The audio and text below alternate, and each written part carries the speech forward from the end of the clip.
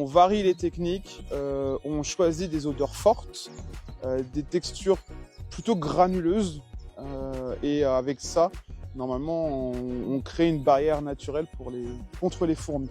Il existe des techniques naturelles, ce qu'on pourrait dire des remèdes de grand-mère pour éloigner les fourmis.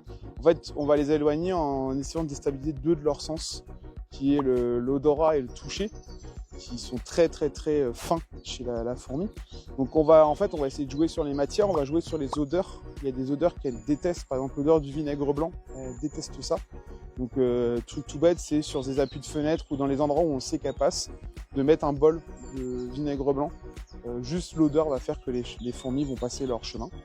Et après, on peut jouer aussi du coup sur les textures, où là on va mettre par exemple de la craie, on va mettre du marc de café. Mais en fait, on va tracer des lignes qui vont en fait empêcher les fourmis de traverser.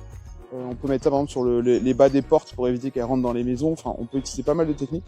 L'important, c'est de renouveler souvent et de changer souvent de technique, parce qu'il y a des études et des hypothèses qui montrent que les fourmis pourraient en fait s'adapter aux textures et aux odeurs. Elles ont un vrai rôle, au-delà du fait qu'elles nous embêtent des fois dans les maisons. Elles ont un gros rôle, et puis ça reste un animal quand même assez intelligent qui vit en société. C'est l'un des rares animaux qui vit en société.